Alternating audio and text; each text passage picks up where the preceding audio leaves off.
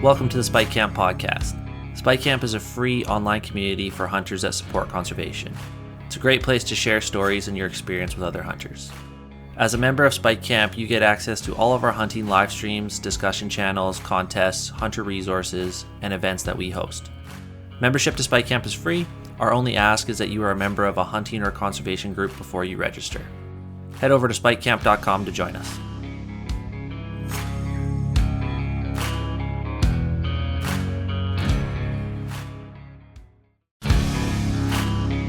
This episode of the Spike Camp podcast is brought to you in part by Precision Optics.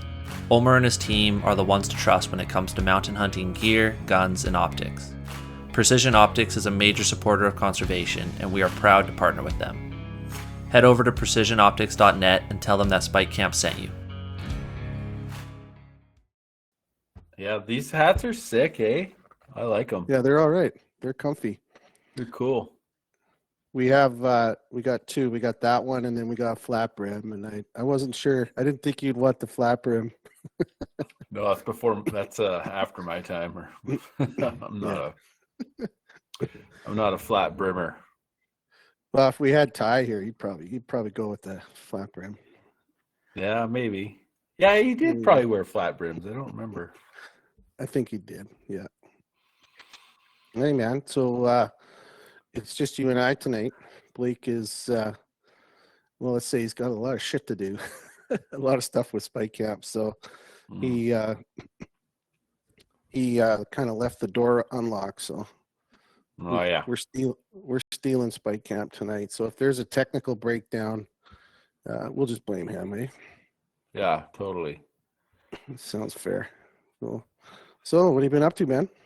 I have been fighting with. I got a truck that's overheating, so I've been doing that for like 3 days and trying to work and do everything else. So, is it hot up there? Not really. Like, it's just, I don't know. It's a Dodge that just runs hot, and I'm trying to figure out. It's driving me nuts right now. So, we'll see. Well, maybe we'll put a post up on Spike Camp for help with Dodges, because there's a few. Ed Thompson's a Dodge guy. I think he can probably help you. Yeah, I should have just went back to Chevys before I bought this truck. I don't know why I decided to buy another Ram, but never learn, I guess. Well, trucks are finicky. It doesn't matter. Doesn't matter. Oh, which God. one it is, And right? they all got this. What's screwing me up is this emission stuff, EGRs, and it's a mess. But yeah, so I bought a truck brand new. I bought a Duramax in, I think it was 2018. I've got about 300K on it now, and it just seems like it's never a major breakdown. It's just constant money. Like, yeah, going for an oil change, and the guy's like, "Oh yeah, there's an O2 sensor gone, or there's this gone," and nothing starts. Every repair starts with, either a 5 or an 8, right? With 2 digits behind it. So it's like nothing's less than $500 with those trucks. Yeah. But, you kind of get what you pay for. So. Oh, God, yeah.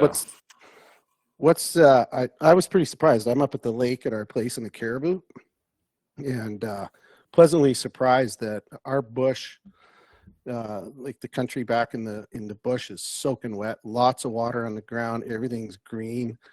We had the long weekend. We did have some lightning storms going around, but I haven't heard of any fires. I'm sure there's probably some, but what's it like up your way this year?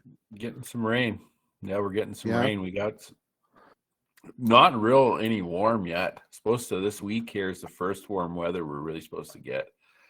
Supposed to get some 30-degree stuff. So our garden's even stunted, and because we had frost in June still. So yeah, it's just a weird year, right? Like no real winter. Like I was up here a little bit through the holidays, Christmas and stuff, and I got one sled ride in after a blizzard, and then that was it. Like throughout the Christmas holidays, all our snow melted and there was nothing in the bush. And 2 years ago, we came here for Christmas, and we're only 4 hours north of Vancouver. We got to we hadn't been up. 2 years ago, we got up here Christmas Eve, and I had legit 3.5, 4 feet of snow like in the yard, and had to plow my way in.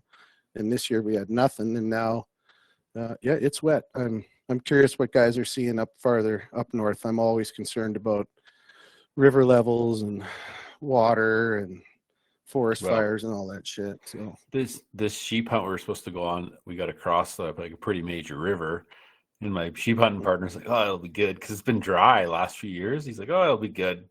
It'll be good. We'll just walk across it." And then it's just been raining like a bitch. I'm like, "Oh man, you jinxed it. We're gonna have to buy a boat to get across." So. do you ever try those wiggy waders, or do you use Crocs, or just Crocs? I know what you're talking about with them waders style things, yeah, but no, I've always just Crocs. I take my boots and pants off and just bomb across, and I've been like chest deep. So I try not to, but we'll see. We'll see with like the bigger rivers. I try not to fool around a whole bunch. Like might try to just get a little one of them pack rafts, at least, put our bags in or something to get across. I don't know what we're going to do. We're actually going to go scout it at the beginning of August here. We're going to go in and check the river out and see if we can find a crossing that's half decent.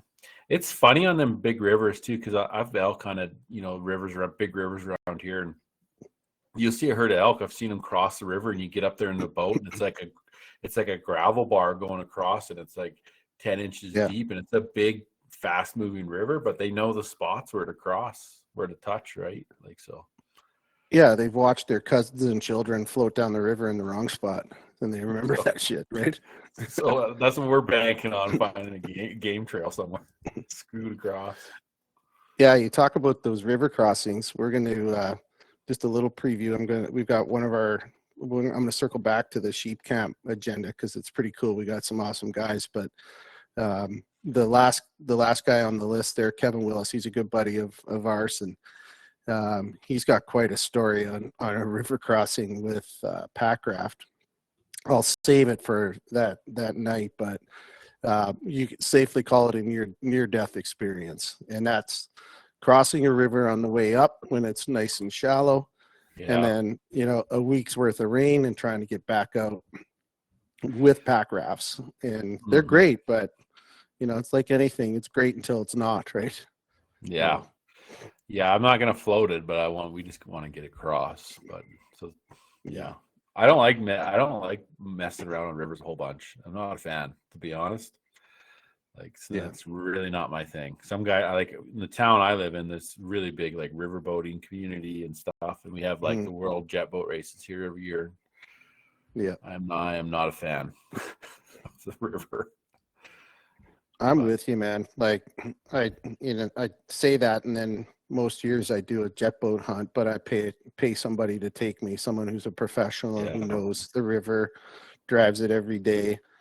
But hats off to the guys that do the jet boat hunts and stuff. Like there's so much there. That's another topic I want to talk about with Kevin, is because he ran River Jet Adventures for 10 years up on the Muskwa and the Chishote. And that's how we met him. And man, that guy's got so many stories of, rescuing people and things gone sideways, accidents, all that stuff. It's crazy. I guess I got to monitor the chat here too. I better keep my eye on that. All right. I've been in on a few, not a couple like wrecks on rivers and stuff. And everything happens really, really fast. I watched a guy get sucked under a log jam one time in about 2 seconds. And I was like, man, I hope he pops up the other side. Exactly. It happens really, really fast. That's why I don't like rivers, man. You can't play on that stuff. You come around a bend in a boat and there's a big log jam and you don't get turned and going back the other way and you hit that, the water will just swamp you and pull you under. Well, yeah, and there's no brakes, right? It's like it's you in the water, man. You better know what you're doing. And that's the thing with some of these big rivers up north too, especially northern BC. And I'm sure it's the same. I know like some of your big rivers are the same way. A lot of these river systems, they don't see a lot of traffic throughout the year unless it's local guys. or, you know, in our case, the transporter buddy who's running the rivers every day. And then you get the guys that come up and, you know, it always starts, the hunt plans always start with, hey, who's got a jet boat? Right. Mm-hmm. And then it kind of builds from there. And there's some really good, talented jet boaters that go and do these extreme hunts every year. And those guys know what they're doing. They know what tools, what spare parts, all the navigation on the rivers, you know, everything. Right. And then you get the guys who are, you know, some guys literally more money than brains, and they buy the $80,000 boat and grab 4 buddies. They've never been on the river, and pretty soon it's like fucking upside down or trashed on a, you know, gravel bar or on a log jam. It'll be interesting. That we're going to talk quite a bit about jet boating when we get Kev on, because he's got some crazy stories. It's fun stuff. So anyway, yeah, should be good. So yeah, I was gonna start just with a little kind of little teaser on the sheep camp. We just, as everybody saw, we released the agenda for sheep camp, and this is a good one. I was sort of by accident, I looked at it, and we could have called it Slam Camp, because we got pretty much every species in North America covered by, you know, someone with a lot of experience. And I look at the names on the list, right? Like Mike Drury, who's become a pretty good buddy of ours. He's a sponsor on the platform. He owns Alpine Riflecraft. He's in Calgary, but he's, you know, he's a sheep hunter first and foremost, and he's going to talk about, you know, all things Alberta Bighorn, and then there'll be kind of a focus on late season stuff. So that'll be interesting. Have you done any late season sheep hunts in Alberta, Wacey? Years ago, yeah, I went a few times. We just ended up getting stormed in a bunch, and it wasn't real like highly productive with it. So kind of just never really did it again. But I'd like to, now that I'm a little older and I got a little bit of better gear.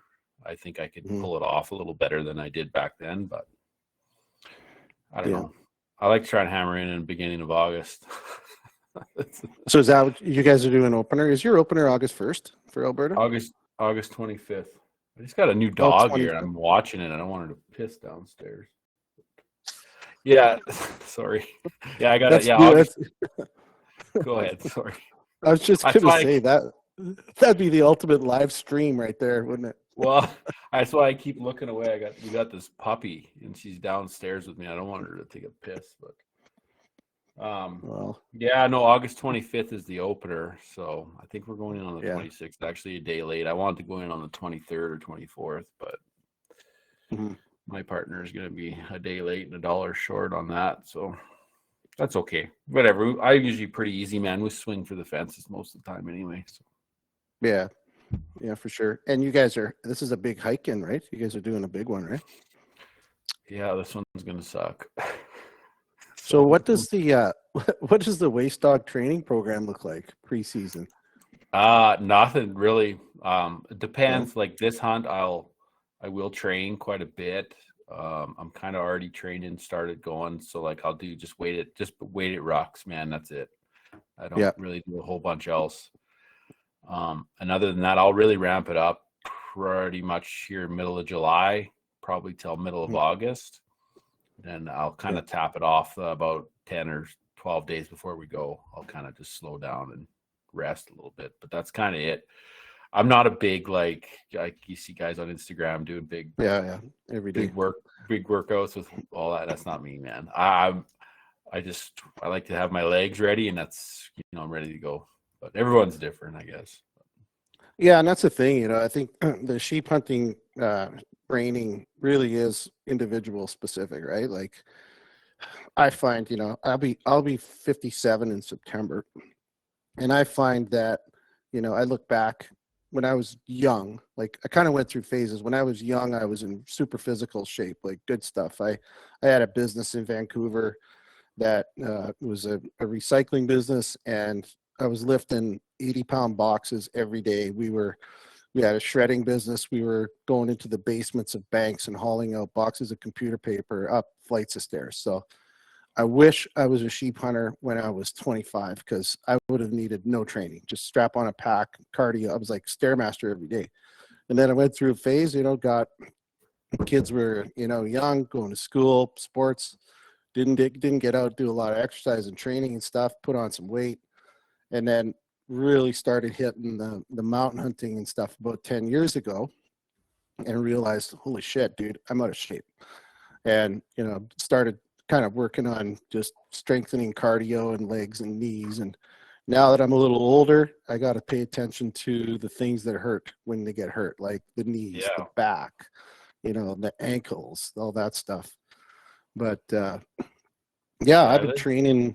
I train. I guess I exercise all year long. Like I do train, and then I kind of change it up towards sheep season. Like I just started doing weighted pack training hikes out in the bush this week because we're up at the lake, and it feels really good. Like I'm carrying about 50, I think it's 53 pounds in my pack, and that's going to be, I'll probably be 55 to 50, well, with water, probably 60. So if, just training with that weight, I'm feeling like no problem. This feels really good, except I was on a hike Sunday, and I've got up where we have our place. There's not a lot of mountains, ironically, for BC. But there's one really good hike that I've got it's only about 5K round trip, but you gain quite a bit of elevation, and it's going through a slash and then goes all the way up to the top and then does a big loop. And I'm finishing 3/4 of the way down the mountain. I'm walking on a road, and I'm looking at a mule deer that's up on the ridge as I'm walking, and I'm watching her, and I rolled my ankle on a rock that was sticking up on the road. And I was like, oh, okay, yeah. You know how you do those quick rolls where your ankle just goes whoop and you catch it? Well, I caught it, and then I was like, no problem, right? I saw Cam Haynes TikTok a week ago where he had a fucking broken foot and he's running a marathon, right? I'm like, oh, fuck, I can walk this. I walk about 10 feet, and I'm like, hold on a second.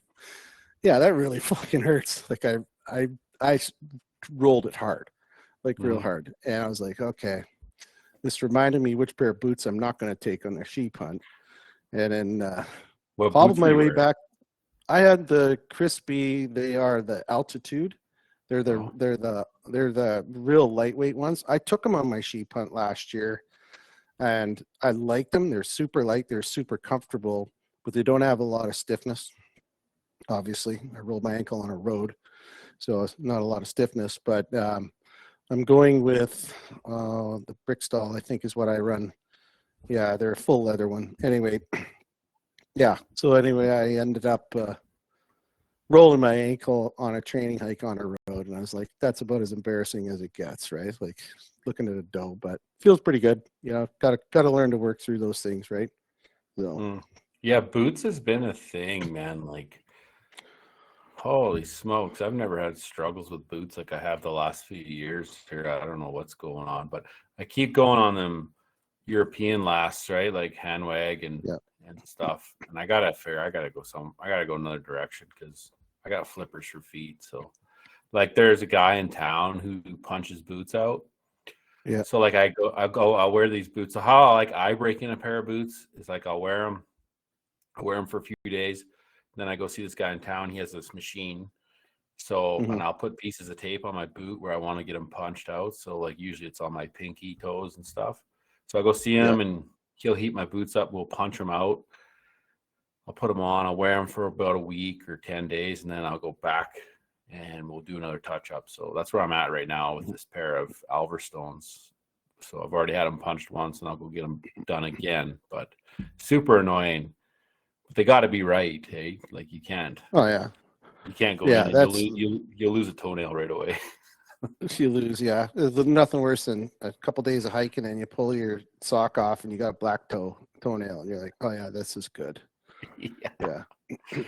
Boots, man. I think. Oh, it's so important. I think it's more it's like between that and a backpack that fits you. I think like that's number one, and number two, take your pick on either of those. You betcha. A backpack and boots will they will determine your level of manhood real quick after a couple of days, or womanhood, depending on your situation. But yeah, there's nothing worse.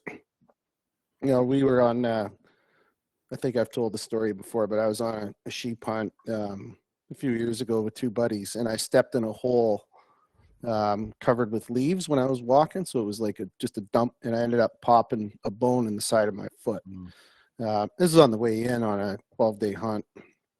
And I muscled my way through. Cam Haynes did all the way to the camp, which was a couple more kilometers of hiking. And I sit down on the ground, and I pulled my boot off, and my entire foot was black and purple. And I was like, oh yeah, this is good.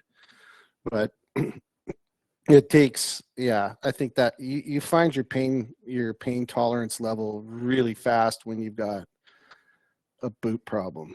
It sucks. Do you take Leuco tape with you? You ever use that? Yeah. So what I do is I just have a lighter, like a Bic lighter, and then the top section of the Bic lighter I wrap with electric tape, and the bottom half I wrap with Leuco tape. But I don't generally have to patch for blisters. My boots, I get them broke really good before I go, and then get them punched and stuff. So generally not blisters. More for me, it's just toenails. I lose quite a bit, seems like, especially going downhill with weight. It blows my toenails right off jamming in that damn toe box. But yeah, that's for sure. Yeah, I do the same with tape on trekking pole or mountain stick. I wrap tape on there, and I change it every year, because you got to change that tape out, because if it sits there and just through the heat and the weather and the water and stuff, it doesn't hold. But that Leuco tape is good. And I got one spot on one toe that doesn't matter what boot I wear. It doesn't really get a blister. It just gets it's kind of like a hot spot. It just gets tender. So I pre-tape before I even start the hunt. I'll just tape that one toe up. I'll tell you, like, over the years, I've really become aware of like what a foot feels like when it's getting hot or starting to hurt, or like, because if you don't know, like, you're just hiking and then your feet kind of are sore and you keep going and you get up, and before you know it, all the skin's gone off your heel. Like, I've been there and done that. So now when I'm like getting hot spots, or I can feel like toenails rubbing and stuff, I like stop, take my boot off, and check it out. Like, I'm always looking at my feet. It's super important. Yeah, I was just going to say, I won't call it a pro tip because I'm no pro, but just from experience, before I figured out my foot issues, like, there really is only that one. There's one or two spots where I do get that little hot spot. So I can't remember who told me. It might have been Kevin or something, but especially if you've got boots that are, less than 2 years old, and you're technically still kind of breaking them in or getting used to them, is on that first day when you're starting your hunt, go 2-3 hours and then take a break, pull your boots off, and have a look at your feet. See what the fuck's going on down there. Because like you said, you don't know it. And especially on the front side of a hunt, you're excited, you're jacked, you're trying to keep up to your buddy, and you're trying to make time. You're not thinking about anything, right? And before you know it, you got a blister, and then misery sets in. And I've seen the one dude we hunted with 3-4 years ago, it was sheep hunt, pulled his boot off at the end of the day, and on the big toe, on the inside of the big toe between that and the next toe, it was so raw, Wacey, you could almost see the bone. It's like, dude, that's gonna what the hell is it rubbing on? Is that his toes are rubbing together? Rubbing on his toe. His toe box his toes were too loose in the toe box. He didn't have his boots tight enough, and he was running it was like a suede with Gore-Tex boot, like, summer leather, and you get the suede combo. His were full suede, and I don't know if that was the reason, but yeah, it was ugly. It was like first date ugly. So socks is so big when you're fitting boots and you want your boots to be right. Man, I've ordered like $300-$400 worth of socks. Like, I have hiking socks, like light, different wool counts, heavier ones. Like, for every boot that I have the different socks that I prefer. And I've right now, so on this upcoming sheep hunt right now, I'm narrowed down to Darn Tough's light, I think they're called. light the hiker. light. And then I bought another set to try this year. I'm probably going to end up wearing them. And what I do with them hiking socks is I'll wash them a couple cycles and I try to break them down. It thins out the merino a little bit, and then I'll wear them. Mm-hmm. So like this other set I got, I don't remember what they're called. I got them off Cabela's site. I thought I'd try them, and I ended up really liking them. So socks is huge. Like a lot of people don't understand that you can actually fit boots better with a good proper pair of hiking socks, and sometimes it takes 3 or 4 pairs to find the right pair. So it's like a whole system. It's a whole thing. You got to do it, otherwise you're going to be in pain. And some guys maybe got hard feet too, right? Like maybe you don't need to worry about that. I don't know, calloused up feet. Well, remember Jason Hairston, Kuyu, the founder of Kuyu?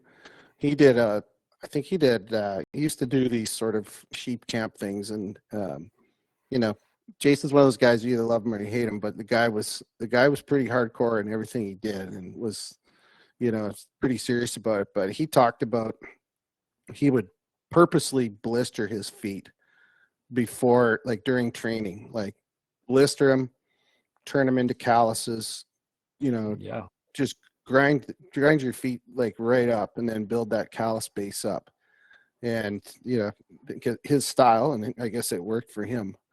Not necessary. I don't know if I'd go that far. I don't think so. I think you can prevent it, right? Yeah, like right socks with the right boot. Like I got a pair of Handwag Series 2s, and I wear a heavier merino wool hiking sock than I do with these Handwag Alverstones. Like just like it's just so much monkeying around. But once you get it figured, man, you're off to the races. Way you go, right? Yeah, and insoles too. Same thing, right? If you get a good set of insoles. I saw you were commenting on the platform with Allie. She got her sheep feet. She did a post about a month and a half ago, 2 months ago now, asking about the what everybody does. I went with the sheep feet. They're expensive, but I bought 2 pairs of them, and I keep one in my each set of hiking boots, and I can move them around, and they make a difference, man. I've not had any foot issues at all, and the fatigue. Oh my God, there's the puppy. I might have to go let her outside. I might have to go let her out quick here, but well, if you want to let her out, I can do some housekeeping stuff on the sheep camp and that. Don't matter. You want to take? If you have to go, let me know. Give me 10 seconds here. I'll throw her outside, and then I'll be right back. Cool. I'll keep talking. So while Wacey's playing with his puppy, I'm sure everybody, if you haven't noticed, we're running our sheep camp series. It starts on next week, July 10th. The dates are July 10th. We've got Mike Drury from Alpine Riflecraft talking about Alberta Bighorns. On the 11th, we've got Shane Pallister. Shane is a BC boy. I'm sure everybody on the platform, if you've watched YouTube, you've probably seen the sheep hunting video that Shane did with his dad.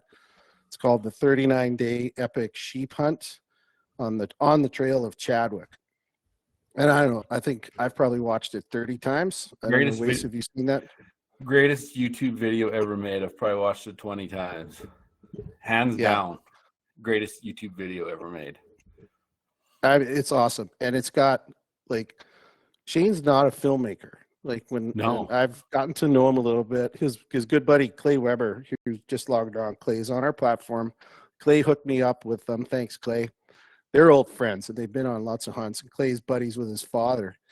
But, Shane, back to him, he's not a filmmaker. He's just he was born and raised in the sheep hunting world. His dad was I think he was a biologist, or he did something involving sheep, moved up from Montana. It's all in the video.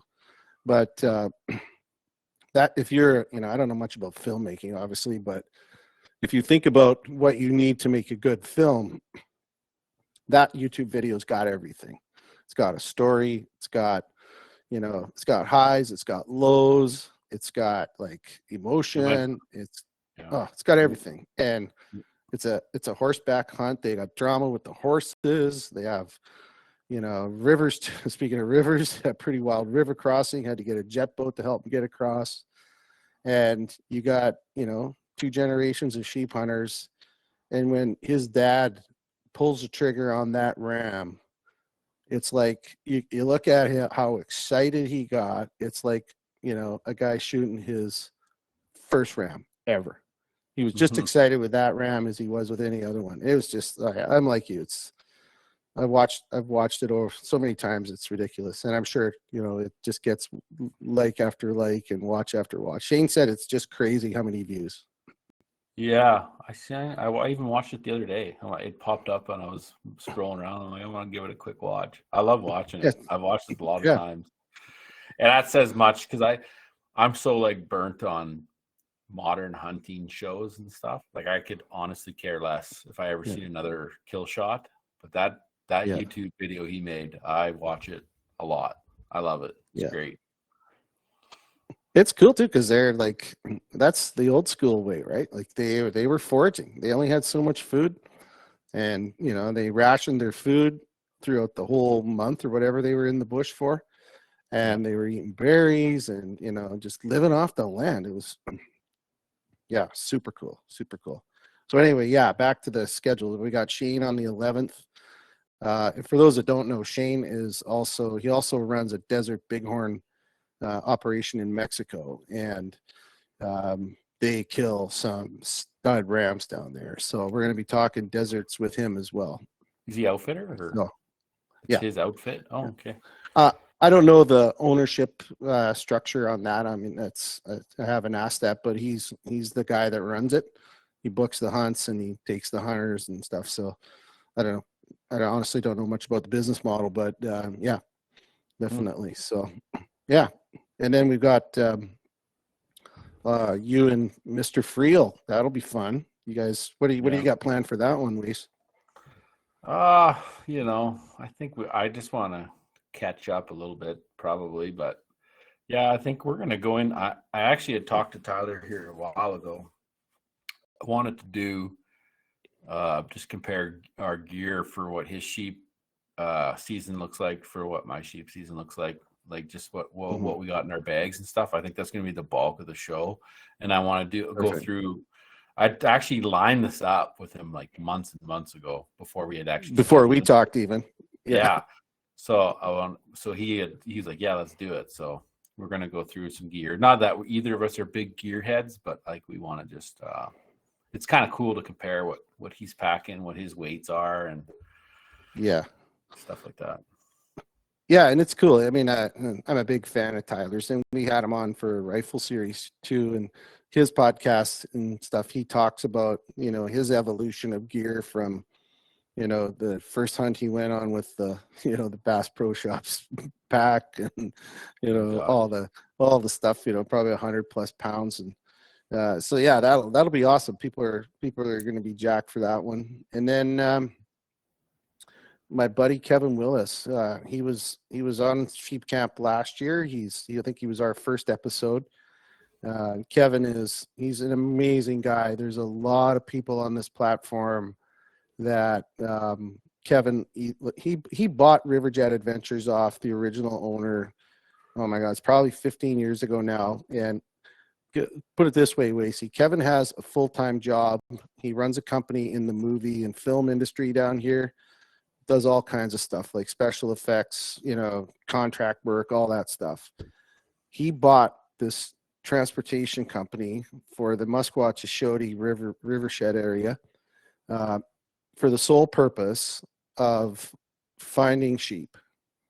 So he bought a business that found himself running the river for 2 months a year, transporting hunters.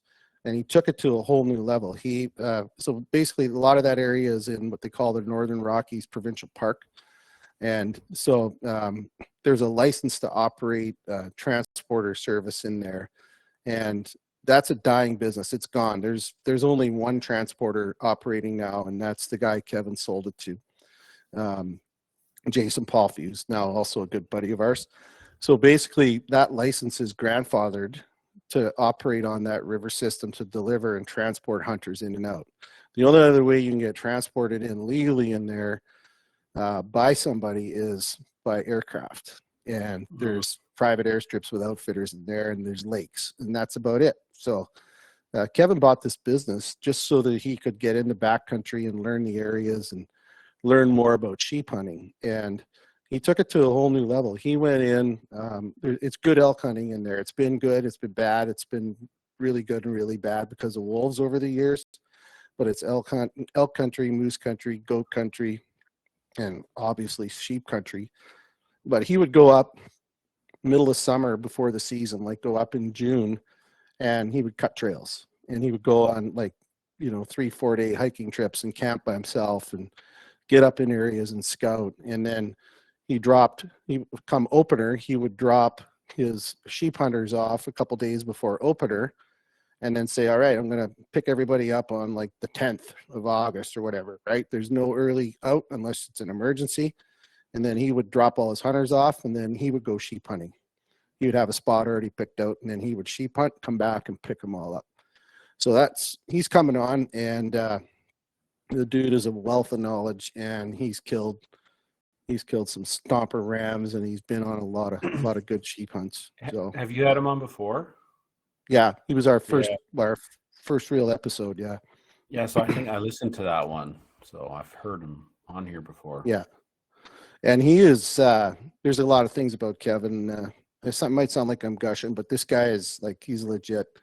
This dude is ultralight. And when I say ultralight, I love it. Like his food, he has like a little bit of oatmeal in the morning, and then he takes a handful of granola with some nuts, a handful, puts it in a Ziploc bag, maybe one granola bar, and then a Mountain House. That's his food for a day. It's Blake's still hanging around. There it is. He's popped up the ultralight side. And it's funny because, some people on social media that watched our episode, they kind of took pot shots at Kevin. They're like, there's no way he's going in for 12 days with 42 pounds. Like, he's not. Well, he is. He doesn't eat, and he's a machine, and he sleeps under a tarp. Like, he has a tent, but he gets to the top of the mountain and he stays there, and he hunts hard. And his exact words were, it's 12 days of the year that I suffer. There's the rest of the year to recover. So that's how I sheep hunt. Right? People get offended when you start talking ultralight. I don't know why. That drives me nuts, but I don't know. Yeah, I mean, you can only buy so much gear to get you light, and it's super expensive, right? Like I've spent thousands to get our system light, but at the end of the day, it boils down to how much pain and suffering are you willing to endure, right? And there's a fine line. Everybody's got a line. Like your line is probably different than my line. Blake's got a line where it's like comfort, versus I don't want this misery, right? There's that fine line. And Willie, his line is different. He's one of those guys, he doesn't give a shit. He'll just go. And, he's safe. But anyway, yeah, so we're bringing him on, and, we're going to talk about, obviously, we're going to lean a little bit more on stories because he's got hundreds of stories. And then the last thing I want to say on the sheep camp, we've got a sponsored package from Rydell at Oziak. It's going to be Oziak. I don't know how to say it right. Tripod. Easiak. Yeah. He gave an explanation of how he come up with that name, and I heard it the other day. And it eludes me a little bit. I think it was something like an island, last. It probably is. Yeah. It sounds like it would be. He's like, there's no real thought to it. He said it was just the name Easiak just was one he liked or something. So. Yeah, I listened to him on a podcast the other day. I haven't listened to the whole episode, but he was on Dylan Eat Wild's podcast there. He's a great guy. So he's donated a glassing setup with a tripod, a little ultralight ball head, and a bino clamp. You've tried his stuff, right?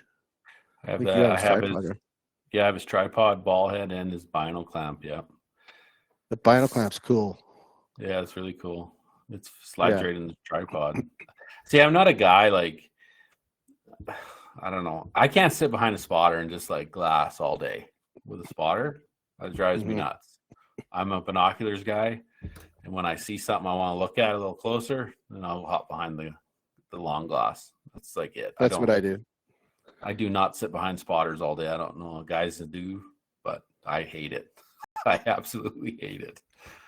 But, yeah, I don't know. I find if I sit too long behind a spotter, I get eye strain, and then I sit back up or look around, and it's like you're blurry and you realize the fatigue. But a good set of binos on an actual tripod are cool. The other thing I do, that mountain stick from Matt. So I've played around. I used it last year, and I glassed with my binos off of that, and that's awesome. Yeah. You just set it right up and rest them right on it, and you can just churn it.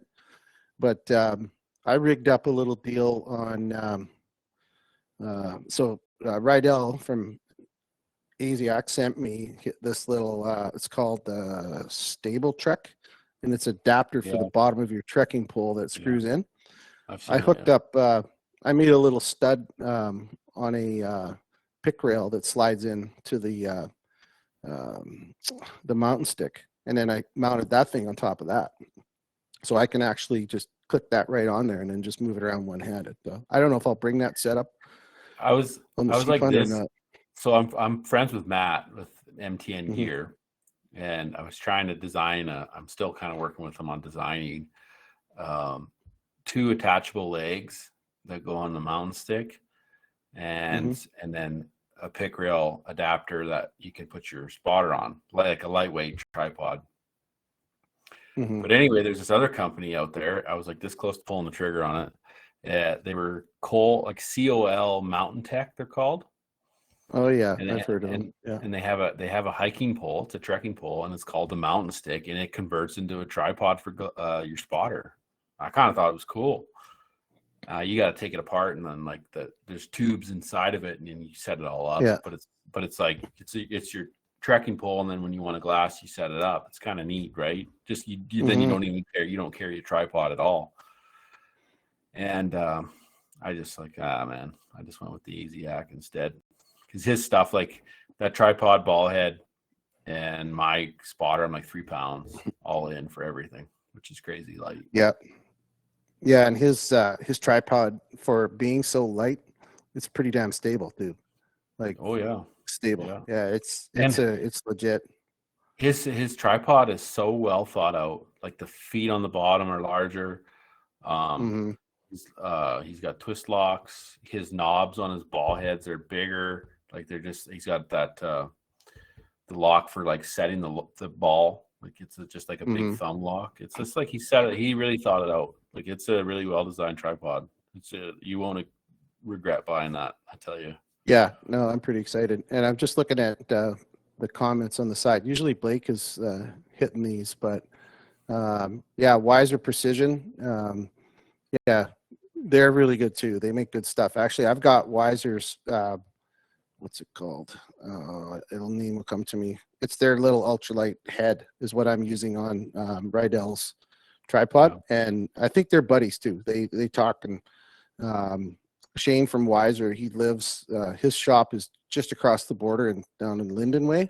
He's only like literally as a crow flies. He lives 15 minutes from me, but yeah, we're gonna get him. I want to get him and Rydell on live streams to talk about their stuff. So I'm just going to do a quick scroll back on some of the comments, because we've had quite a few guys talking to us and we're not saying anything here. Chuck Middleton, he's talking about Elasticon for tape for your feet. I've never heard of that stuff. Have you heard of it? Elasticon? No, I've been just a Luco guy for years. Yeah, it says it breathes and it wears like iron. It'll stay on through showers, creeks. Luco does that too. Luco will stay with you for about a week after your sheep hunt. Luco's freaky. Freaky stuff. It's witchcraft, really, is what it is. If you put it on, you better make sure that's where you want it, because it's not coming off. Exactly. Yeah. I think it was. It's also used in Brazilian wax shops, I think, because it's fucking nasty stuff. Oh my god. Sorry, folks, drifting off course. Yeah. So He says like you can use it on horses as well when they have wounds or injuries. So yeah, I mean, if it's veterinary friendly, it's probably going to take care of your feet pretty good. It's probably good stuff. What else we got here? Oh yeah, so Chuck, Mr. Pallister as well. Okay, binos on a tripod. Yeah, Wiser Precision. Yeah, so yeah, folks are just agreeing. The Nighthawk, thanks there, Mr. Brown. That's awesome. The Wiser Precision Nighthawk panhead. That's the one I got. Anthony, did you have one too, Anthony? I think you do, right? No. Anyway, yeah. Last thing on the sheep camp, and this is important. Make sure you register on the platform, because that's how Blake's going to calculate the entries in for the giveaway. We were trying to figure out a way to do it, to get everybody on the different live streams and all the different episodes, but yeah, that's going to be the way. So you register just to get your name in there. And then, yeah, I should probably talk about the other giveaway that we're running. We're just about ready to launch the big custom rifle giveaway that we're doing. We're just finalizing all the little details, and we're hoping to get it out, I guess, announced fully tomorrow or Saturday. So basically what it is, good buddy of ours, Don Lynham, generously had donated all the components to build a custom rifle, and Mitch Kendall, I think Mitch is on tonight. I thought I saw him on here earlier. Mitch is a very well-known gunsmith here in BC, and his work is phenomenal. He does an amazing job. Don took all the parts to Mitch, and basically what we have is, it starts with a Seiko A7 Action, and it's an IBI out of Chilliwack. That's where IBI barrels are made. It's a fluted Mountain Light contour barrel with, I believe it's a benchmark muzzle brake. So it's a flushed muzzle brake. It's got a Wildcat ultralight stock that Mitch has fitted and finished. And it's topped with a Zeiss V4, 4-16 by 44, which is a beautiful scope. I don't know if you've seen one of those Zeiss up close. They're awesome. And then, yeah, so that's the gun. I think I have to double check. It's sitting in my safe at home, but it's either 22 or 24 inches. We're talking like a $6,000 custom rifle that will absolutely be a shooter. It's going to be really nice. The only thing that I don't like is I got to beat Clay Weber, because that guy he gets the most fucking points out of everybody. I got to shut him down here somehow. Oh, sorry. Cartridge chambering, 7mm PRC. Yes. Oh yes, yeah. Precision Rifle Company. So anyway, yeah, we're going to be giving that gun away, and it's going to have. We finally worked out how we're going to run the contest. So all the super details will come out, but basically what we're trying to do, when we started Spike Camp, we kind of founded it with three conservation partners. Wild Sheep Society of BC was the first one that really bought in and supported us. Followed up by the Goat Alliance and Wild Sheep Alberta, and all three of those conservation groups have just been amazing partners. They support us all the way through. So what we're trying to do is give back a little bit. So it's going to be a fundraiser for them primarily. And all the details, like I said, will be popping out here. But basically, if you spend money on memberships with any of those three organizations, whether you buy a new membership or upgrade or buy someone else a membership or upgrade, we're trying to get people to cross-pollinate from one organization to the other. You know, like if you're going to be a member in one, I think memberships run you as low as like $55 a year or something. I can't remember. I'd have to pull it up on their websites. Don't quote me on that. But when you think about it, if somebody said, hey, you want to buy a ticket on a rifle, spend $55 and you get a chance to win a custom rifle worth $6,000, people are probably going to do it. So, that's going to be the main driver behind that, is to drive people to those three groups. And the other one too, Blake just reminded me, it's not just buying a membership, it's donating money. So we're going to have a match. We'll have the details out. Like I said, this is a little teaser, but if you want to even donate money, you can go on the websites of all three of them and make a donation. And then you just send us the proof of purchase. We'll have everything rolled out for everybody to kind of figure out what that looks like. And then the cool part is we're going to tie this also in with the rewards program right here on the platform. We will have caps on, how many points you can get per category. And that's what we're finalizing tonight and tomorrow, because we don't want this to be a system where you could hack the system and get 10,000 entries per person. There will be caps, but we're going to run this for July and August and draw it probably right around end of August, first couple days of September. So as long as we cap Clay, that's all I care. Cap Clay. There's a few other guys. There's a few other guys too, but yeah, Clay. Yeah, what it tells us is Clay's engaged, and we love it. So thanks, Clay. I had to piss my pants laughing because Clay won game bags, didn't he? Mm-hmm. And somebody's like, "Now you don't have to use any more pillow sacks, Clay." Yeah, Clay is an old school. He's an old school hardcore hunter. He's listening right now. He's probably laughing, but I'm not going to tell everybody his age. But Clay's doing 2 sheep hunts this year. He's older than you and I, Wacey, and he's there's quite a good story. But Clay has killed a lot of rams, and he's been on a lot of sheep hunts where he has helped a lot of people. And there's a lot of members on this platform that owe their trophies on the wall to Mr. Weber. So he is an old school guy. He's a horse guy. He had a plane. I don't know I think he sold his plane now, but you've seen his pictures, on the platform on the sheep hunting. Yeah. Like, yeah, that's good. There's some cool stuff, but the pillowcases, yeah, they're gone, baby. You're gonna use game bags this year, so that's cool. I love it. Yeah, the rewards program's been a lot of fun to watch, and we're starting to get some yeah, it's cool. It keeps people engaged, and somebody asked me, oh well, you're giving away stuff to get people to talk. I said, no, we're giving away stuff to get people to start talking. They'll keep talking, and it's true, right? Like we see just in the last couple of weeks, we've seen a lot of people helping people with tips and ideas and advice, and that's what Spike Camp should be about, right? Like, we're a community, we should be helping.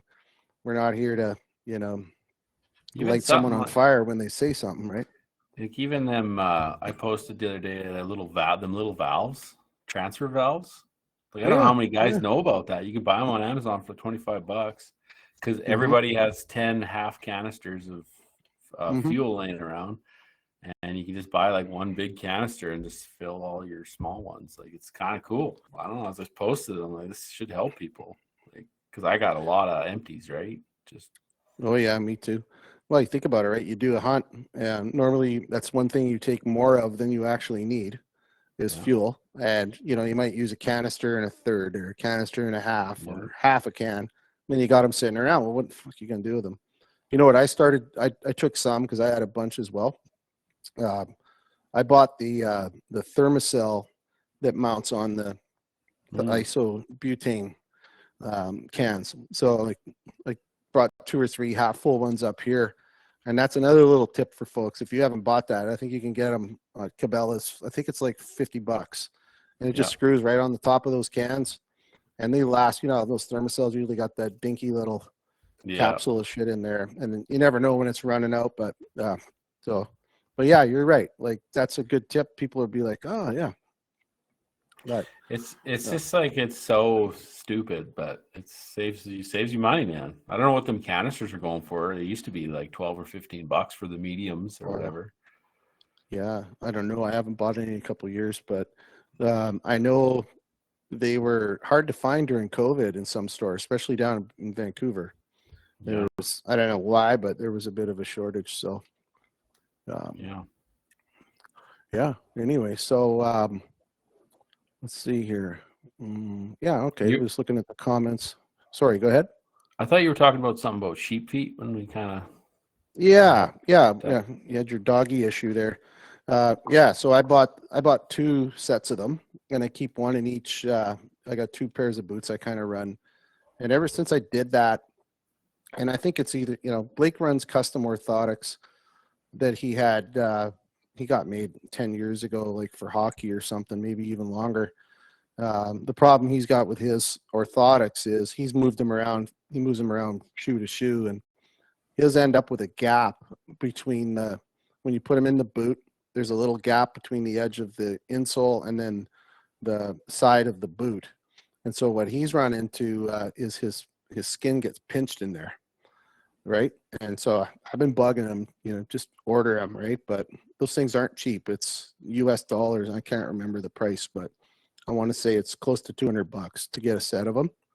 And by the time you do the shipping and that, but the way they do it is they send you, it's kind of a pliable mold. It's just looks like a shoebox, and they send you this box, and they give you the instructions, and someone's got to help you. You basically stand in it, and it's like putty, like modeling clay kind of sort of thing, and it molds to your foot. And then you basically take that out, and you got a return address label, and you ship it back. And usually 3-4 weeks later, you get your insoles. Now, I will say this. They sent me an email probably 8 months after and said, hey, we've got your molds. We're gonna toss them out unless you order another set. And luckily, I wanted another set. So I did order them. And then I never heard back. I'm assuming they tossed out my mold. But so they kind of get you. They get you on the hook, and then they get you. And if you let them throw them out and you wanted to buy new ones, then I guess that's their way of avoiding a one-time sale. But most of the time the liner and the insole in a boot that you get, doesn't matter the brand, they're usually not that good. What are you running? Yeah, they send a freaking piece of thin foam. Like I just would rather they don't send anything, to be honest. It's just a joke. You pay $500-$600, or $400 to $600 on a high-end pair of boots, and it's just a little tiny piece of foam. It's such a waste of money. But yeah, I just I get Super Feet. That's what I have had good luck with. And for years I just buy Super Feet. They're like $60-$80, and I know my arch. I figured out like what my arch is, and that's what I order. Like I have a low arch, so pretty much like a flat-footed Neanderthal.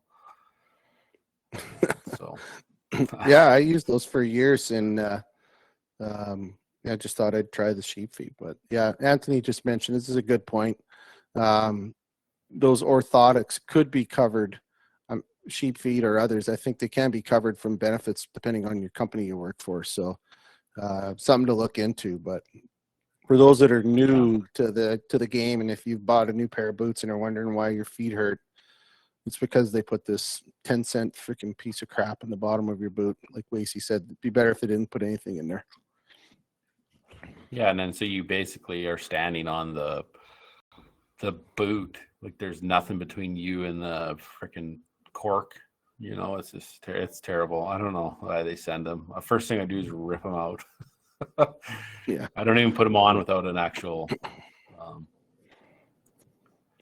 a real insert. But yeah, exactly. So for your sheep hunt, you got any new gear? What are you trying out this year? Man, pretty steady Eddie on the gear. I think the only thing I'm changing is I bought a tarp from Kafaru. Like I've never been a real big tarp guy. Yeah. So I'm packing a tarp this year, and then just obviously boots are new every other year. But other than that, there's no real new gear, man. I'm pretty plain. And like I don't pack a bunch of stuff. I think Taylor was asking me the other day about my weights and stuff. Like how do I get everything so low? I just don't bring anything. Yeah, I don't. Exactly. I got a raincoat, buffy coat, rain pants, food and water, and sleeping bag, pad. Like that's. I don't bring a bunch of stuff. I was gonna bring it up too a while ago. What's your first aid kit look like? Because John Barklow was doing a podcast here, like, I don't know, last year, and he was talking about first aid kits, and he had all this shit. And I said in the comments, I'm like, if I can't fix it with pills and tape, I'm hitting the button. Like, I'm not going to sew you up in the field. Like, why do these guys have 10-pound first aid kits? Like, I can't do any of it. I don't know how to stitch somebody. I could apply a tourniquet. Probably is about as high skill level as I got. So my first aid kits are really small, like pills and tape. Like, and if I can't fix you with that, we're fucked. Yeah, it's button time. Yeah, so to answer your question, it's funny you say this because Blake and I had this debate last year where, he said to me, he says, like, what's your first aid training? I said, well, I'm not a licensed first aid guy. I've hurt myself a lot. I've been around some injuries. And, I'll be honest with you, I'm not a paramedic. So he went out and took a wilderness first aid course. With good for him. He just said, well, one of us needs to know how to do stuff. So he took the course, and then he came back, and my first aid kit was literally those little yellow ones you buy at Cabela's, the little mini backpack ones. Took one of those to start with, and then took some stuff out, added a few things, and then pills, and then a few other extras. Take it a step further, my daughter, the conservation officer, takes a look at my first aid kit about 3-4 months ago, and she's like, this just isn't good, Dad. And I'm like, well, like, I'll hit the button. And she's like, you don't have a tourniquet. You don't have anything to stop like a major wound, like a bullet hole. Right? Think about it. So she threw us into this guilt trip. So this is a discussion that's ongoing right now between Blake and Steph and I about how much to take. And I'm going to leave that up to Blake and his department. But you got to remember, for us, we're a team, right? So there's always all of our gear is split between two guys, and that's that's the way to do it, right? Like we take one spotter, one tripod.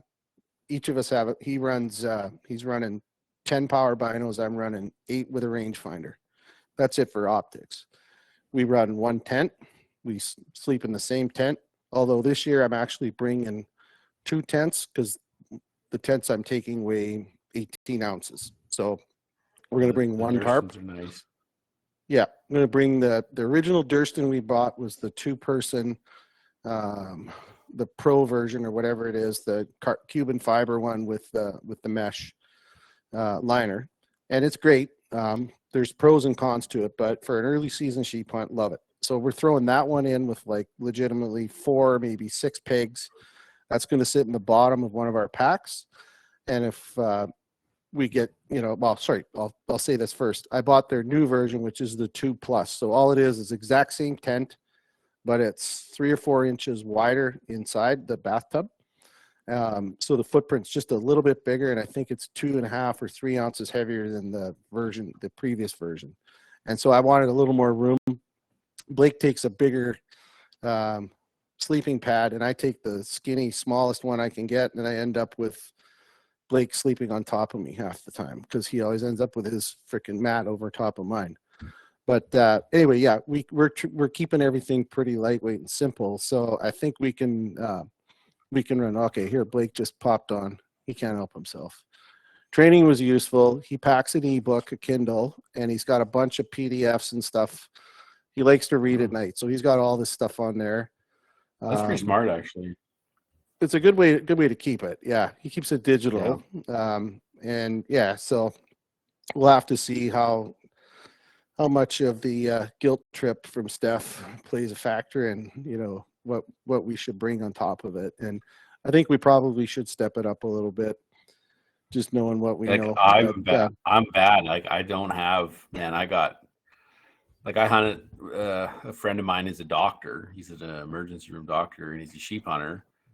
And I asked him one time, like, what's some stuff you carry? And he said one of the big things that he likes to carry is baby aspirin. Because if you're a guy you're with having a stroke, that's what's going to save you. So he said just stupid little shit like that. So like I just have basically like beaver fever pills, penicillin pills, Like just sleeping pills and some tape and like stuff like I have antiseptic for cuts and like a few little bandages and tape and shit. But like, like this guy's comment here, like hunters should prioritize first aid training. And I do agree, but how much can you bring? Yeah. Like, I don't know. What do you bring? Do you bring like a 3-pound first aid kit? Or like, I don't know. Some of them some are pretty aggressive with that stuff, and I guess, guilty as charged. We probably don't bring enough, and yeah, got to be, I guess, a little more diligent in that regard. But yeah, there's always something to improve on, right? And I got one of the mottos I have is I always say to people, you're learning all the time, right? And again, back to the platform, that's what we're here for. So if you're not listening, you're not learning. That's kind of my motto, right? Like, so, but it takes a few podcasts. But I think, someone like Barclow, probably on the other side of the extreme level, when it comes to packing that kind of stuff. But yeah, man, he was on a freaking podcast the other day. I never listened to the whole thing, but I just caught a portion of it. And he told a story. They were hiking down a freaking shale slide, and his partner he was with slipped and fell. And he said it was just raining like a bitch. So they got their tent set up, and then he said his partner called him over to his tent, and he said he opened the door, and it was just a pool of blood. Like the guy was like swimming in blood he had a cut on his ass. Oh, and shit. So, you got to cut. Like, what do you do? Like, I carry a little thing of super glue because that's what super glue is ultimately designed for is closing wounds. But at the end of the day, it doesn't stop bleeding, right? Like stitches, I don't think stop bleeding. I think it's more for an aesthetic look, right? So you get a nice closed wound. You got to stop the bleeding, right? And then close it. But yeah, there's all this. Like Steph was showing us this stuff they put in a bullet hole. It's like a kit for accidental shooting that fills up that hole, clots it right up, right? Yeah, quick clot. But the thing with quick clot, you got to fucking change it out. I used to carry it too, but I went through like a couple rainstorms and it's fucking hard as a rock. You got to really you got to have it in separate bags because it'll gather moisture real easy. But quick clot is a good one to have. I don't even have any anymore. I don't either. We got a question here from Brecon. What's your rifle for sheep hunting, Wacey? He's asking both of us. For sheep. I just pack a 270. It's a Remington 700. Yeah, I'm a 270 guy through and through. Yeah. Oh, there's a lot of dead sheep hanging on walls from 270s. So I shoot good, man. I love it. It's just my gun. Yeah, so there's nothing wrong with that. That's a good setup. My setup this year, it seems to change a lot. I bought this Gunworks climber from Omer last year, 300 PRC. Mitch Kendall did some work for me. He swapped out the stock. I actually put a Fierce stock on it. Talked about it before.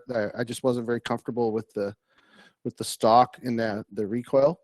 And then that's topped with a Leopold VX5 3-18. And yeah, it's probably the most accurate rifle I've had my hands on in 10 years. And I've got it up here. I'm up at the lake now. I've got my load dialed. So my strategy, my system every year, I call it a system. My program every year is work a load up with the rifle, get it shooting well, satisfied with accuracy, and then I will dial it in. And then I come up here to the lake and I'll probably shoot 50 or 60 rounds at distance, and just truing that rifle up on the ballistics out to 600 yards. And when I do that, first of all, I'll true it up. So I'll true the ballistics out and make sure, the ballistic coefficient or the velocity matches the dials all the way out to 600. For me, maximum comfortable shooting range on an animal under extremely perfect conditions would be 600. Saying that, I could have killed a ram last year at 700. It was perfect. I was willing to do it, but I didn't do it. So 600 yards for me. And then what I do is once I know that rifle is verified out that distance, then I'll spend 20 rounds or so just practicing field positions on steel gongs out as far as I can go to 600, and just see if I can hit them. If I can hit plates, off a bipod, I shoot over rocks. I'll shoot That's off that mountain stick. Yeah, super important to do that. A lot of guys will just shoot off rests and stuff, and that's not good. You gotta lay in the dirt and get dirty. Yeah, you got to do that, and see what it feels like. Right? Exactly. And I also look for, I try to shoot a little bit in the wind too. That's the one thing that drives me nuts when you watch these guys on these hunting videos taking long range shots. They'll be like, I was aiming right on the elk shoulder at 800 yards, and it punched. You see the bullet punch right through its ass, right? It's like, yeah, well, you can take and look at the science behind wind. That's fantastic. But you talk to anybody that long range shoots, especially if they're a competitor or a good hunter or a predator hunter, there's only one way to know, and that's to get out in the field and shoot in the wind and practice. That's what everybody loves. That's where the BC comes from. How good does your bullet buck the wind, right? Like, yeah, exactly. So everybody wants high BC bucks the wind, but to a certain point, like, you know what I mean? Yeah, and actually, Braycom makes a really good point. Get your heart rate up too, because I don't know. I got heart rate on my watch, and actually, it's funny. I watch my heart rate at the range because it's right on my watch, and as the older I get, I start watching my body a little closer and stuff, and I get excited when there's an animal, like I always do. You call it whatever you want, but you call it buck fever, great. Ram fever, yeah. But I get excited because there's the opportunity. And I get the same thing at the range. Like when I'm sitting down, just, dialing in first few shots, what I do at the range is I'll typically bring, if I have time and I'm doing my load development, I have a little Tika rimfire T1X with a 18 power scope on it. And it's just a cheap little Bushnell scope, but I'll take that thing to the range. And when I'm getting ready to shoot groups, I'll shoot 20 rounds through that Tika at 100 yards, with a bipod just resting on my shoulder, no rear rest. I just get on the bench and I'll load 2 mags up and I just relax, do my routine, breathe, shoot, go all the way through it. And, I still find even with the rimfire, I'll look down at my watch, 3 shots in and my heart rate's up there, and I'll be like, why am I excited? It's at 22 and I'm at the range. Like, what the fuck? You got to remember that shit. Like when you're out looking at that, that elk or that deer or the sheep, and it's at 400 yards, because your heartbeat. I always tell when I'm showing my kids or something to shoot, you talk about minute of angle. Well, your heartbeat's probably an MOA, right? Oh yeah. Boom, boom, I'm a big dry fire guy. Like I like to. I'll lay down and I'll just, like, when I'm shooting steel, I'll just dry fire. And sometimes I'll dry fire one time. I'm like, man, that felt really good. And then I'll jack a live round in and squeeze it. And sometimes I'll be like dry fire and I'll dry fire. And I'm like, man, it doesn't feel right. And I'll move and I'll like, oh, dry fire, that feels good. And then that's kind of my thing. Yeah. But not for everybody does that, I guess. No, dry firing. It's perfect. You get to certainly know your trigger and your heartbeat. Now, my father, he passed away a few years back, but he was an F-class shooter. Yeah, and he was one of those old school guys. Like he did everything old school and just had his ways about him. He was a stubborn, crotchety old fart, but boy, the guy could shoot. And I noticed once at the range, I was shooting groups with him. I had my rifle and he had his rifle. And he was loading my gun while I was shooting groups. And I was maybe 12 or 13. And he did the old trick where he slipped the dummy round in, right? Yeah. Closed the bolt. It was loaded. He made it on purpose. And I flinched, like I jerked the trigger. And he said, all right, you know what you did? I said, yeah, I flinched. And he goes, well, he says, you know what? The way you flinched, he goes, that's okay. I said, why? He goes, because you flinched and pulled the trigger straight back. Like you didn't jerk the off target. And he said, that's why you're shooting good. It's because it's your way you got your hand position. And he taught me, like you see guys today, guys with their hand on the side. So this is the stock. On the range, it's easy to do, but not in the field. But more importantly, he taught me to shoot off the tip of my finger. And if I can, but when you wrap your thumb around, he says, just make sure when you're squeezing that trigger, it's coming straight back and you're not rolling your finger off the trigger. And that's a typical thing. Like if you're hunting with somebody and they have buck fever, they either shoot high or high to the right or to the right. I've seen it, with deer a lot when somebody jerks the trigger because they're just hammering on it and yanking it, right? Or they just fucking miss it completely by 5 feet any direction. I knew a guy that would sight his gun into the fucking left because of that. Because he's a flincher, yeah. People do. Yeah, he'd sight his gun in 2 inches left and then he'd fucking pull it in. Like he was counting on himself pulling it in. I'm like, some habits you can't break, right? Some habits are just unbreakable. But yeah, and so I've worked on that a lot. And you got this little mental checklist, right? When you're zeroing in on an animal, it's like archery. Like you look at some of these guys like Turner and stuff. It's not the skills in the archery side of it. It's all right here, right? It's hard. It's easy to say, hard to do though. Like you got to spend your time behind the gun. For the most part. Yeah. And then, I look at it on the flip side. People are built differently. For example, Blake, he doesn't shoot much. He looks at the rifle as a tool, and he's got a very good. He's a very calm person. So, like when he gets into a situation where there's a big animal, and he's killed some big stuff. He's killed some really nice mule deer, and I've not seen him once, knock on wood, miss an animal. But I watch how he shoots, and he's very relaxed, takes his time, only takes a shot that he likes. The animal starts running, he doesn't try and hit it, and he just squeezes that trigger and the gun surprises him. And hey, it works. Good for him. Yeah. I'm the opposite. I just can't do that. I was going to tell you a little story. I was shooting steel. I got these gongs I made. I keep them at work. I got different spots I can shoot out to 1,000. And I was working on some dope at about 600, I think it was, 400. I can't remember. But I just laid down on the bipod and I dialed in and I was dry firing and this huge black bear comes out and is sniffing the steel gong. I just walked from there back.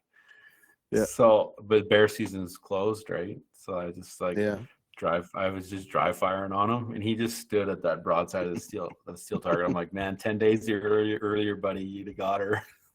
Yeah. It's funny. That's funny. Yeah, I mean, I guess everybody's a little different, on their routines and stuff. But yeah, as long as you're not wounding shit, I hate that. But it's a lot of it too. If you just forget the whole gun side of it and the whole shooting side of it, if a lot of it is just field experience. Like a lot of guys haven't been in front of animals of a whole bunch, right? Like it's different. It's kind of, I don't know. It's different for guys, bow hunters, like guys that bow hunt a lot. You're uptight all the time, right? So your nerves are out. You learn to really control your nerves. Maybe not so much. Well, and that's why. Guys. Yeah, I was just going to say, and I think that's why it's important. It's important for new hunters, in my opinion. No expert. In my opinion, you got a lot of opportunity to get in front of animals if you predator hunt or any kind of, varmint hunting. If you're out in the prairies or something where you can shoot gophers and shit in the spring with a 22, there's nothing better than that.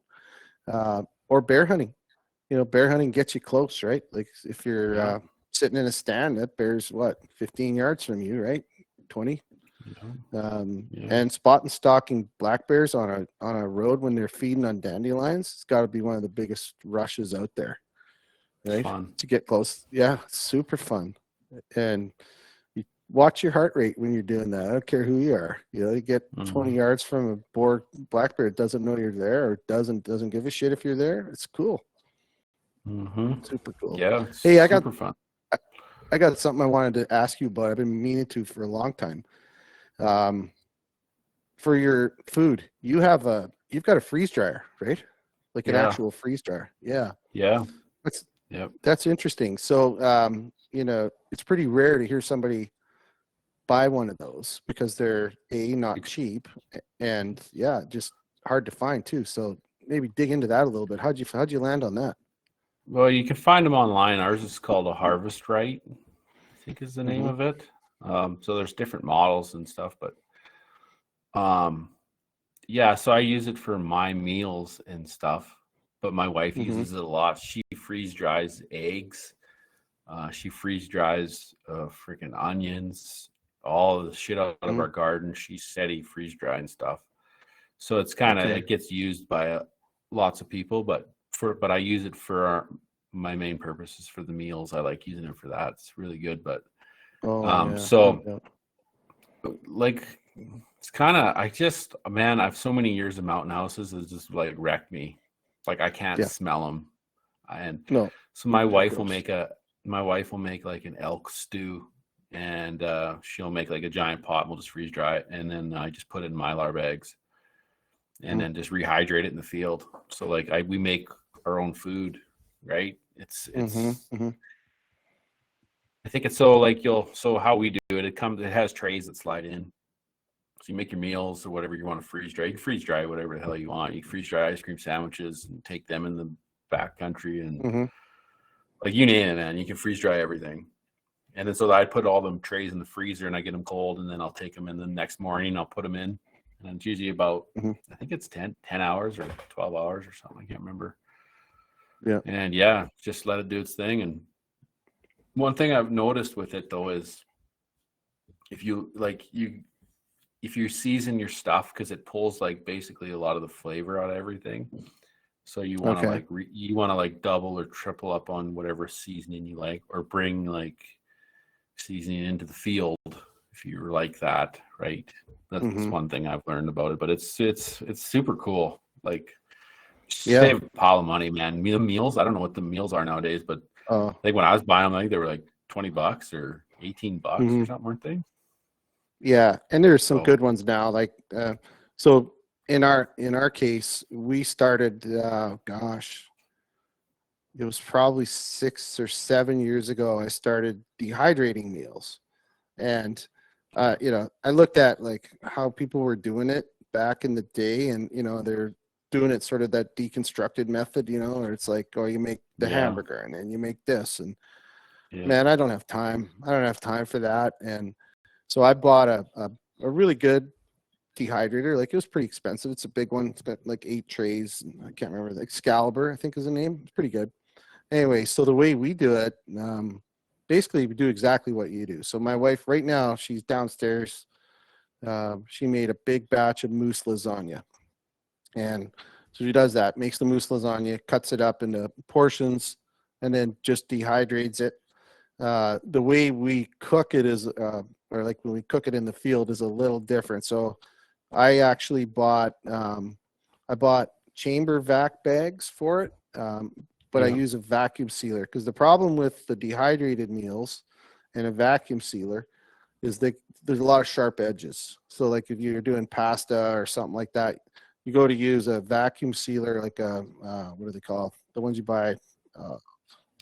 Whatever. I know what you're saying. The one that everybody see them, Food Saver. If you use those and you vacuum seal them tight, they'll puncture, which isn't the end of the world, but it's a pain in the ass. So I bought these little chamber bags, and the only reason I went that route is we use these little thermoses. They're made by GSI or something, and they're I can't remember the name, but they have a screw top lid. It's just a cup, basically an insulated plastic cup with a screw top lid.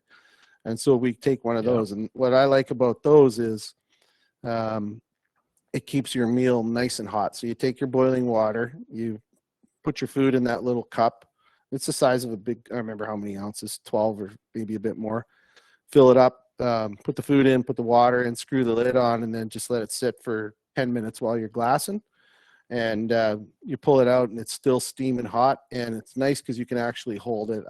I've spilt bags before, and then you got to have a long spoon, and that's been our method. And it's kind of cool because we look at the dinner as sort of the, it's the morale booster of the day, right? You're going to get a home cooked meal at the end of the day. And, we do our order. Like my Blake's grandmother makes, what does she do? Like shepherd's pie, she'll do, we'll make chili. We make all of our own meals. So we get, like, my wife and my mother-in-law make it all. Like Blake can legitimately sit out on the mountain and eat a meal from his grandmother at, while he's glassing sheep, right? So pretty cool. So it's way better, man. Them mountain houses, like, yeah, I can't do it anymore. Like, I've had the peaks, the mountain houses, I've had the back country pantry and all that. I just can't. It just makes me sick almost to smell it. So freeze dryer is a good choice. I mean, I have dehydrators and stuff too, but freeze dryer works pretty good. And I just slam her in the bag, and you don't vac seal it, but works good though. Hey, I don't know. Yeah, I what's think your money myself? What's your breakfast program out in the field? Man, a lot of times, like, it's just I was taking granola and like freeze dried berries, but man, I just don't even care really anymore about breakfast. I think this year I was talking to my wife. I think I'm just going to bring them instant oatmeal packets, maybe a little bit. Just that's probably what I'll do, honestly.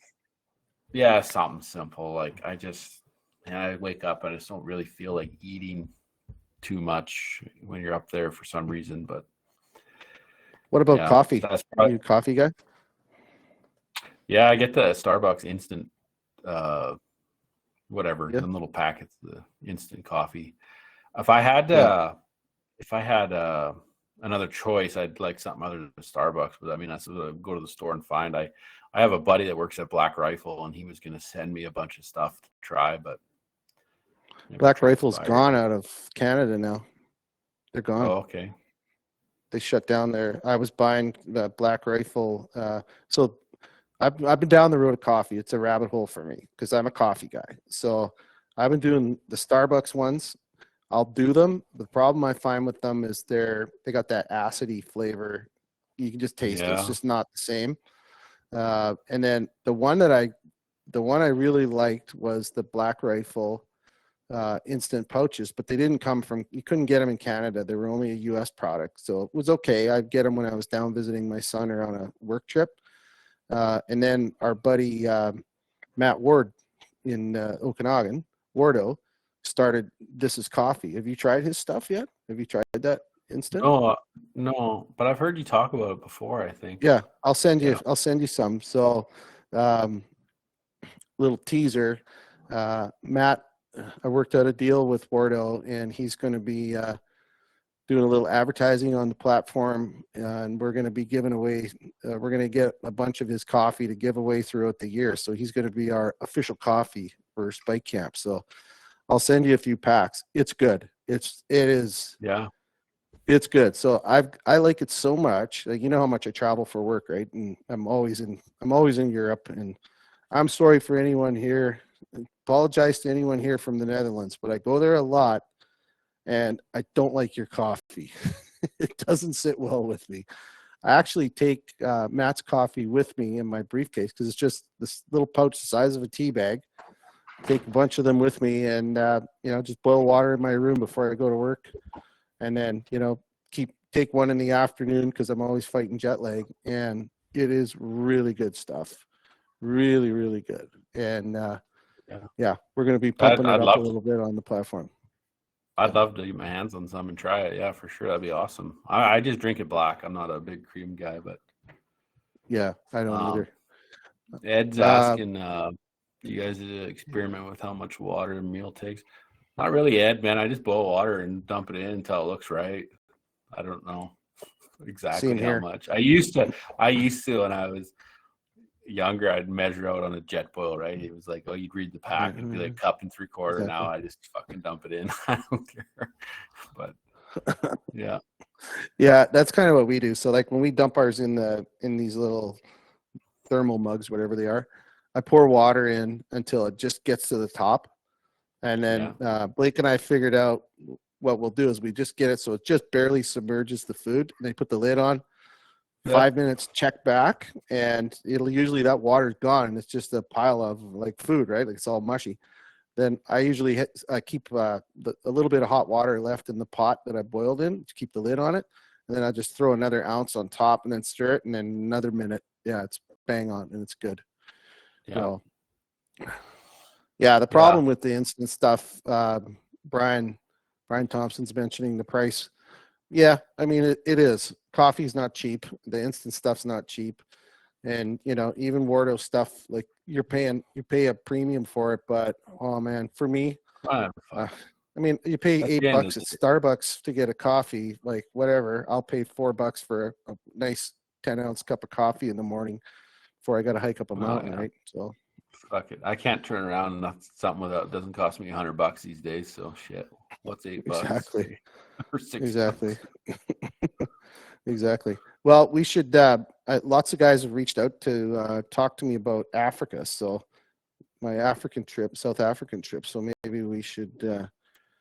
I'll give a little history on it, quick on it, and so I bought a hunt in 2020 at the Wild Sheep Society. It was the online one in their online event supposed to be in Kamloops, but it got canceled literally the week or the day before. I think it was 2020. So I ended up buying it online. There is a story behind that. I'll save it for another podcast. My wife was not happy. We were on a trip, and I won the auction while we were having dinner on a couple's getaway trip. For first night out at a dinner, while she was talking, I won a hunt, and we were planning. Our I think it was for our 35th wedding anniversary. We were going to plan on going to Africa, but the plan was to plan it together, and I jumped the gun and planned it by winning an auction. So got myself on the shit list. But anyway, yeah. So I didn't end up going until this year, and the hunt that I won, purchased, was originally, it was donated by Bosveld Jacobs Safaris, which is a really, really cool company. They've been donating hunts to the Wild Sheep Society for several years. So lots of people from the society have gone, and I knew a few guys. We did a show on it here last fall. Anyway, yeah, so I won this hunt. It was originally 2 hunters for 8 days, 3 animals each. And I think it was a kudu, an impala, and a warthog were the bundle for 2 people, 2 hunters. Mm-hmm. So I ended up negotiating with Rion Jacobs to just change the hunt around a little bit. So keep the 3 animals for me, but basically my wife would travel with me and she would be my hunter, or like my partner. And, basically I got a bit of a discount on some of the other animals that we tacked on. So everything over there is done on a menu, a price list. And so, yeah, we went, and my plan was to shoot 5 animals. I ended up shooting 8. So I got a little crazy with the animals, but yeah, I kind of looked at it like, when am I going to come back? Sorry? 375, or you had a 375, or what gun did you have? So I have a lot of African guns because of my uncle. Yeah, pretty guns like trigger finger. Yeah, I have trigger finger. So I was going to bring a rifle. I had a rifle being built. Gary Flock was just finalizing. Unfortunately, it wasn't ready, or I may have taken it, but I have a custom Kimber Classic that I bought off Don Lynham, and I rebarreled it to 300 Holland and Holland. And it's a beautiful gun. It's coming next time. But this time, the way we did this trip, we did 8 days on the hunting trip, which was on the safari trip, which was north of Johannesburg. So we flew into Jayburg. And being my first time, I was nervous about taking a rifle. I've heard all the horror stories. So I didn't bring a rifle because 2 reasons. I was a little nervous about bringing it, and we were going to travel to Cape Town after for another week, and I didn't know what to do with the gun.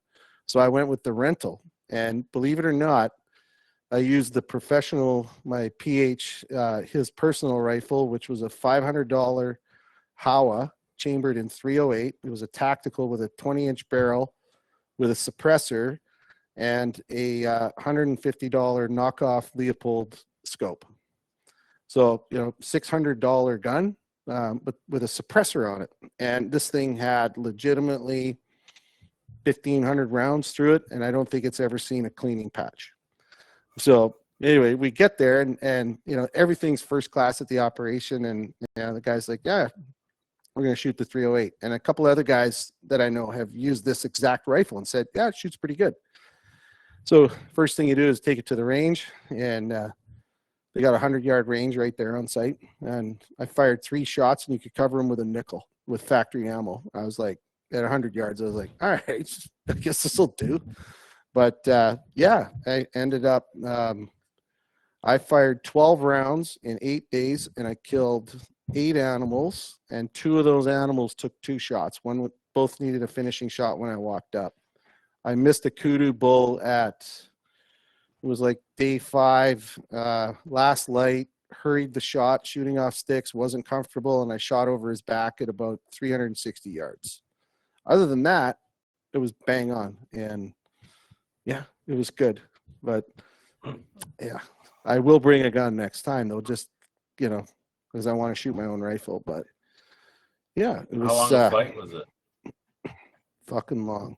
So yeah, we went. I've heard that. Yeah, we went to Amsterdam first. I had a little bit of work to do, and I have an office there that I look after. So I stopped there. We spent 2 days in Amsterdam. That's a 9-hour flight from or 6 hours from Toronto, and then I think our flight to Joburg from Amsterdam was 11 and a half, 12 hours, something like that. It was long, and yeah.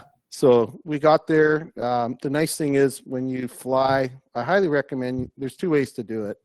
Having traveled as much as I do, I recommend that you go a day or 2 early anywhere in Central Europe. So like you're on the same time zone. If you're in Amsterdam or Germany or Spain, you're basically in the same time zone as South Africa because it's straight down, right?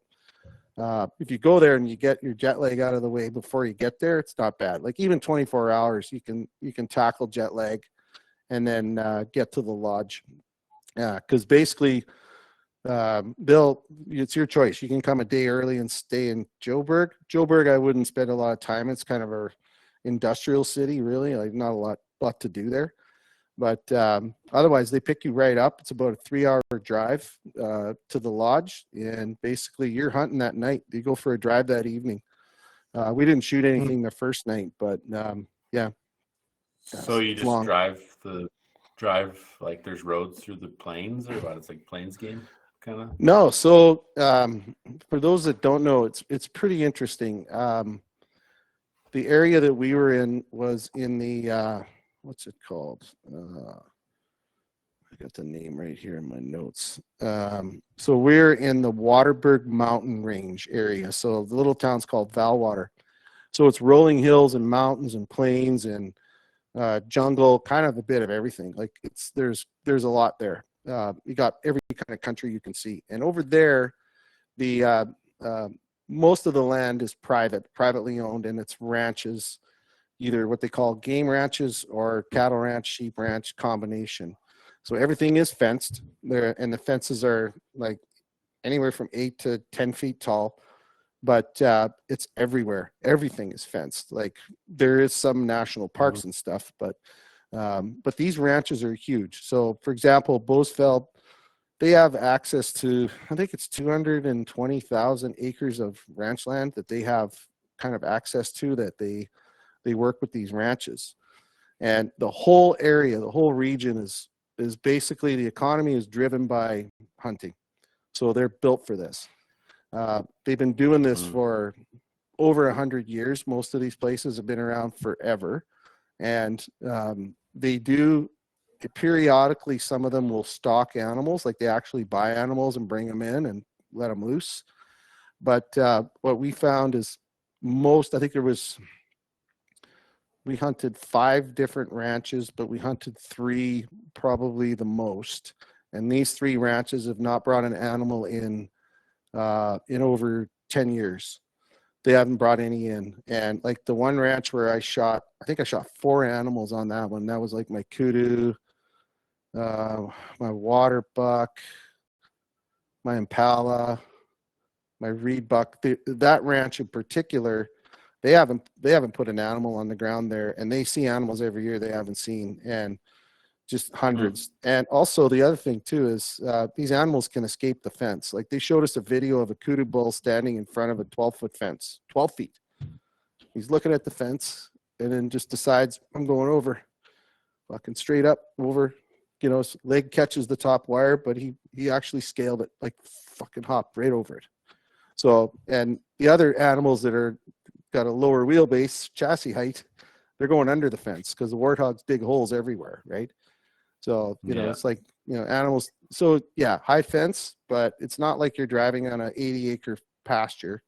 You know, you're driving in a 35,000 acre rolling hills, rolling mountains, river system. So I was skeptical at first, but after one day out there, I was like, this is awesome.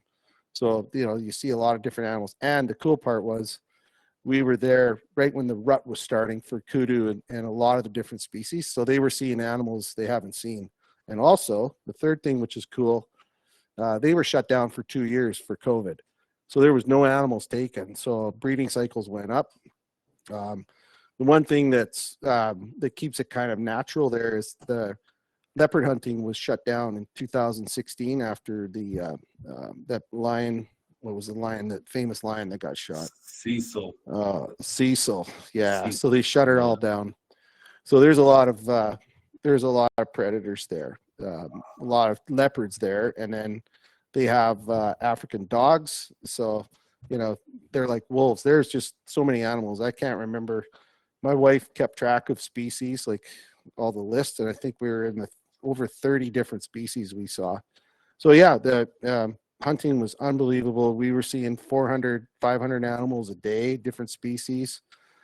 And that's how your list gets, that's how you get a lot of animals, because you get opportunity, right? Like you're driving around in a truck and there's road systems through these ranches, just like any cattle ranch, right? Like, but literally you'll see a spot where you come into a valley, and that valley will be 6 miles long of just flowing grass. And then there's a mountain range behind it, and you stop in glass and you see kudu up on the hills. Well, then you get out, you got to stalk your way in. They don't just drive everywhere. So it was fun, man. I booked, put it this way, I had so much fun. I booked another hunt while I was there for 2026. I'm going back.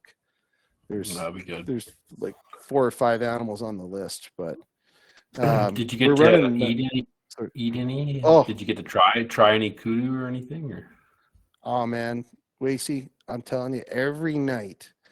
So the program is pretty 5-star. Like you get, the lodge is beautiful. Like you've got this beautiful accommodations, lots of staff. They got a chef on site.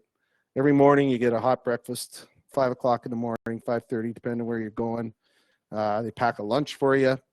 You go out, you hunt till about 11 o'clock. Then they find a spot. They chill out for the afternoon. They put hammocks up in the trees. They'll be in a nice little shady spot. They'll cook you food. They have they'll start a fire and have a full-on hot meal at about noon. There's a cooler with beer and soda, drinks, have a few drinks, beers, whatever, crawl in the hammock, sleep till 3:30. They have a legit full-on nap in the afternoon, get up, and then you hunt for the evening till dark. You get back to camp, shower, get cleaned up. They go every night. They have a big campfire area. You sit around the fire, have a couple drinks. 8:30, the chef comes out and serves dinner, and every single meal was a fresh kill from something that was either shot that day or the day before. And so many different recipes. Like people ask me, like, what? Somebody asked me, they went, "Oh, you shot a wildebeest. That thing looks like it would be disgusting," because they're like this like combination of animal parts that, you know, Noah's Ark kind of shoved whatever was left together and made this animal. Right? They're a weird looking animal. Mm-hmm. The backstrap might be one of the best backstraps grilled on a fire I've ever had. It was unbelievable. Yeah. But I'll say this, the kudu tenderloin was just like an elk tenderloin, cooked on a fire. Yeah, like, and they were like traditionally grilling stuff on fire. They do that every night. But then the chef was making all kinds of like traditional African dishes out of the game meat. we never ate anything but game meat the whole entire time, and it was unbelievable. So good. It sounds like a fun time. I'm not gonna lie. Oh, yeah. And you know what? Like, honestly, we're going to probably, I might have, what are we at? 1:45. So I got a few minutes left, but people are like, well, the next question, legitimately, most asked question is, what about the animals? Like, what's the taxidermy like and the shipping? Well, I'll tell you this, the taxidermy is very affordable considering, what you're getting done. Like, for example, a shoulder mount for kudu, I think was, I'm just looking at my notes, $700 for a shoulder mount. That's US dollars. So let's say 1,000. That's pretty good. A full mount. So I'm getting a bush buck full body mount, and it's $1,400 US for a full body mount. They took us to their taxidermy shop. So there's quite a few taxidermists in this area because there's like hundreds of operations, maybe not hundreds, dozens of operations for sure. But the taxidermist operation that they have there is huge. There's 47 people working on the floor at this taxidermy shop. They do 4,000 mounts a year. They have their own wood fabrication shop where they build all the crates. They have their own shipping and logistics team there. So they build everything, all these crates. They build all of their pedestals in-house for pedestal mounts. They have their own tannery, and they make their own forms. They do everything. And so we went and did a tour of this place, and I got some videos I'm going to post. I'm going to do some articles and stuff on Spike Camp, but extremely professional, amazing work. And like my whole taxidermy bill, I'm doing 2 shoulder mounts on pedestal, and I'm doing a full body mount. Then I'm doing a bunch of euros.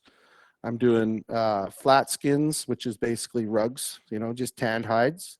Doing a bunch of those. I'm getting a rifle case made out of some of the skin off my kudu and an impala, and my whole bill is going to be about $7,000 US. Yeah. And then the shipping will be probably $3,000 by the time I get that crate over here. So, it's very good. And, everybody says you should get it done there because they know what they're doing. And obviously they work on it all the time, right? The last whitetail I ever got mounted, I think I ended up paying like 1,500 Canadian. Mm-hmm. Like, he was a really high-end taxidermist, but yeah, I mean, when I started getting mounts done, like a whitetail mount back in the day for me, I think I was paying like $500, $450. So yeah, that's pretty good to get like big animals done too, right? Like with all the tanning and everything too, right? So yeah, no, it's good.